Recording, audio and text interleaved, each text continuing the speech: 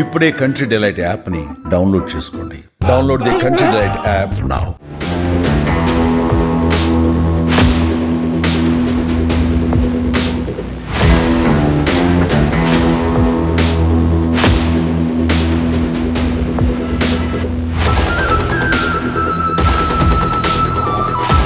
ఒక ఆకతాయి చేసిన పనికి విజయవాడ పోలీసులంతా కూడా బేసిన్ రోడ్డు మొత్తాన్ని జల్లెడ పట్టారు.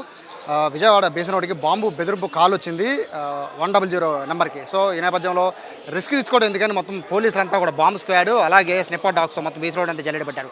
బేసిన్ రోడ్డే కాదు రైల్వే స్టేషన్ కూడా మొత్తం అణు గాలిస్తున్న పరిస్థితి. ప్రస్తుతానికైతే బేసిన్ రోడ్ మొత్తాన్ని కూడా క్షుణ్ణంగా షాపులన్నింటినీ కూడా పూర్తిగా క్లోజ్ చేయించి జనాలని లేకుండా పూర్తిగా బేసిన్ రోడ్ మొత్తాన్ని కూడా జల్లెడ పట్టారు. బైకుల దగ్గర నుంచి మొదలు పెట్టుకుని షాపుల వరకు క్షుణ్ణంగా తనిఖీ చేసిన అనంతరం బేసిన్ రోడ్లో ఎటువంటి బాంబు లేదని డిక్లేర్ చేసిన అనంతరం ఇప్పుడు రైల్వే స్టేషన్కి వచ్చారు. రైల్వే స్టేషన్లో కూడా తనిఖీలు చేస్తున్న పరిస్థితి కనబడుతుంది. ప్రస్తుతం ఏసీపీ ప్రేమ్ కుమార్ గారు. సార్ నమస్తే. బాంబు బెదిరింపు కాల్ వచ్చిందన్నారు, అంటే అన్నోన్ నెంబర్ నుంచి వచ్చిందా సార్, లేకపోతే అది వాంటెడ్ ఎవరిని చేశారా? అన్నోన్ నెంబర్ నుంచి వచ్చిందండి. మాకు మార్నింగ్ అవర్స్లో వచ్చింది. వచ్చిన వెంటనే మా సిపి గారు, మా డీసీపీ మేడం సరిత మేడం గారు, అదే రీతిగా మా సిఎస్డబ్ల్యూ డీసీపీ గారు ప్రసాద్ సారు మాకు వెంటనే చెప్పారు. చెప్పిన వెంటనే మేము కూడా మా టీమ్స్ తీసుకొని ఇమీడియట్గా రష్ అయ్యి మన ఆ ప్లేస్కి వెళ్ళాం. బీసెంట్ రోడ్ అంతా కూడా ఒక 5 టీమ్స్ వచ్చాం. 5 టీమ్స్ వచ్చి ఆ 5 డాగ్స్ తోటి వచ్చాము. స్టార్టింగ్ నుంచి ఎండి వరకు ఆ రోడ్ అంతా కూడా థరోగా చెక్ చేసాం. కానీ ఎక్కడ కూడా మాకు బాంబు అని ట్రేస్ అవుట్ కాలేదు. ఇంకా చేస్తూనే ఉన్నారు మా వాళ్ళు. మళ్ళీ అప్పటి నుంచి మళ్ళీ ఇటు వచ్చాము. మేము ఏమని కాల్ చేశారు సార్? మేము బీసెంట్ రోడ్లో బాంబు పెట్టాము అనేసి మా కంట్రోల్ రూమ్కి ఫోన్ వచ్చింది. బాంబు పెట్టామని వచ్చిందా లేదా బాంబు ఉందని పెట్టామని చెప్పారు. బాంబు ఉంది పెట్టాము అని చెప్పేసి పెట్టారు. కాబట్టి అందుకే మేము ఇమీడియట్గా రష్ అయిపోయాం. అక్కడి నుంచి రష్ అయిపోయి 5 టీమ్స్గా డివైడ్ అయిపోయి మొత్తం కూడా స్టార్టింగ్ నుంచి ఎండింగ్ వరకు పూర్తిగా చెక్ చేసాం. ఆ టైంలో ఎవరు పబ్లిక్ కూడా ఎవరు లేరు. అన్ని షాప్స్ అన్ని క్లోజ్ చేస్తున్నాయి. ఎర్లీ అవర్స్లో కాబట్టి అన్ని క్లోజ్ చేస్తున్నాయి. కాబట్టి మొత్తం చెక్ చేసాం కానీ ఎక్కడ కూడా బాంబు అనేది కనిపించలేదు మాకు. ఆకతాయి చేసిన పనిగా భావించాలా, లేకపోతే మీ ఎంక్వైరీలు ఏం తెలియంది? అంటే మా పోలీస్ వారు దాన్ని ఎంక్వైరీ చేస్తున్నారు. ఎవరు చేశారు ఆ కాల్ని ట్రేస్ అవుట్ చేశారు, దాన్ని ఎంక్వైరీ చేస్తున్నారు. ఎంక్వైరీ చేసిన తర్వాత అతగానే పట్టుకున్న తర్వాత మనం ఏదైనా చెప్పగలుగుతాం. అది కాకతాయితరమా లేకపోతే ఈ నిజమైన దాన్ని చెప్పగలుగుతాం. కాబట్టి అది ఎంక్వైరీ మా ఏసీపీ గారు డీసీపీ గారు అందరూ ఎంక్వైరీ చేస్తున్నారు. ఎంక్వైరీ చేసిన తర్వాత మనం చెప్పగలుగుతాం. కాల్ వచ్చిందన్నారు, అంటే అది ఏ ఏరియా నుంచి అనేది లొకేట్ అయి ఉంటుంది కదా సార్, అతని పేరుగానే ఏమన్నా తెలిసిందా? యాక్చువల్గా కాలు ఈ ట్రైన్లో వెళ్తూను ఎక్కడ మనం చేసినట్టున్నాడు. అతను విజయవాడ నుంచి వైజాగ్ అని చెప్తున్నాడు. అది కాల్ వచ్చిందన్నారు. వైజాగ్లో పెట్టామో విజయవాడలో పెట్టామని చెప్తున్నారు. అది ఎంతవరకు నిజం అనేది ముందు మనమైతే ఇక్కడ చెక్ చేసాము. ఇక్కడైతే ఏం లేదు.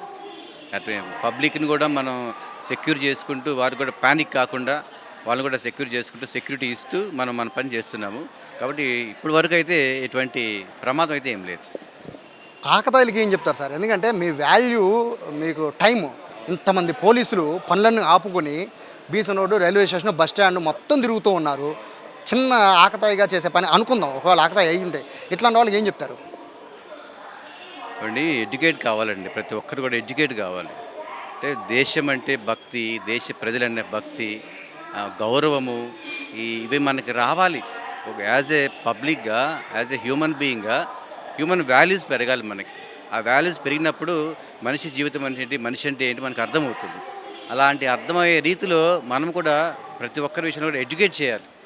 ఎడ్యుకేషన్ చేస్తే ఇది అంతా కూడా ఈ కాకతాయి ఈ వ్యవహారం అంతా కూడా ఇప్పుడు మాకు ఎంత వాల్యూ, ఎంత సమయం వ్యర్థమైపోయిందంటే మాకనే కాదండి, పబ్లిక్ ఎంత ప్యానిక్ అవుతారు. మెయిన్ అది ఇప్పుడు అక్కడ పహల్గాం జరిగిపోయింది. పబ్లిక్ ఎంత దేశం అంతా ఒక్కసారిగా అట్టుడికిపోయింది ఆ భయంతో.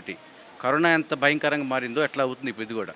కాబట్టి ఇలాంటి పనులు ఎడ్యుకేషన్ వాళ్ళ మనసులు ప్రభుత్వం కూడా ఒక చర్యలు తీసుకుంటూ రావాలి. అంటే ఒక ఎడ్యుకేట్ చేయాలి. సినిమాల ద్వారా లేకపోతే టీవీల ద్వారా వాళ్ళకి ఇంటిమేట్ చేస్తూ రావాలి. చేస్తే మనకి ఒక గౌరవం అనేది పెరుగుతుంది. వాళ్ళకి ఎటువంటి శిక్ష పడుతుందో తెలిసి ఉంటే సార్ ఇట్లాంటి పనులు చేయరేమో, ఎటువంటి పనిష్మెంట్ ఉంటుంది?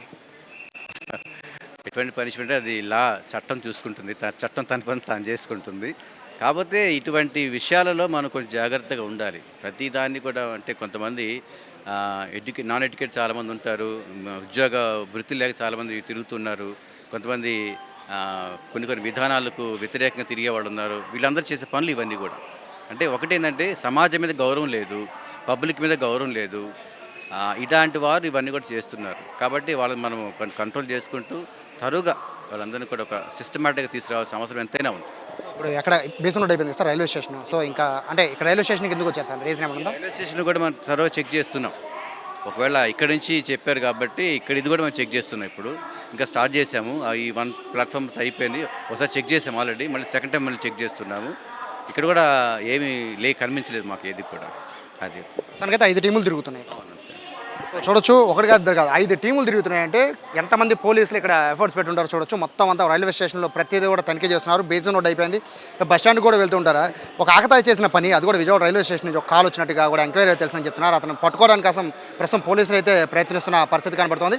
ఆకతాయిలు ఎవరైనా కూడా ఇట్లాంటి విషయాల్లో కనుక ఒక సరదా కోసం లేకపోతే కావాలని ఆటపడడం కోసం ఇట్లాంటి చేస్తే కనుక ప్రజలు ప్యానిక్ అవ్వడం కాదు, పోలీసులు తిరగడమే కాదు, మొత్తం సమయం అంతా వృధా అయిపోతుంది. ప్రజలైతే ముందు భయభ్రాంతులు గురయ్యే పరిస్థితి ఉంటుంది. కాబట్టి ఇటువంటి పనులు చేయకుండా కఠినంగా చూడాల్సిన పరిస్థితి అయితే ప్రభుత్వాన్ని తీసుకోవాలంటున్నారు. అలాగే పోలీసులు అయితే ఉన్నా లేకపోయినా ఖచ్చితంగా railway station, bus stand, BC రోడ్డుతో పాటు ముఖ్యమైన అన్ని ప్రాంతాల్లో కూడా ఖచ్చితంగా తనిఖీ చేస్తామని చెప్తున్నారు. ప్రస్తుతానికి అయితే ఆ బాంబు కాల్ అయితే ఫేక్ అన్నట్టుగా కూడా అధికారులు చెప్తున్నారు. కెమెరా పర్సన్ కృష్ణతో సాయి, సుమన్ టీవీ, విజయవాడ నుంచి.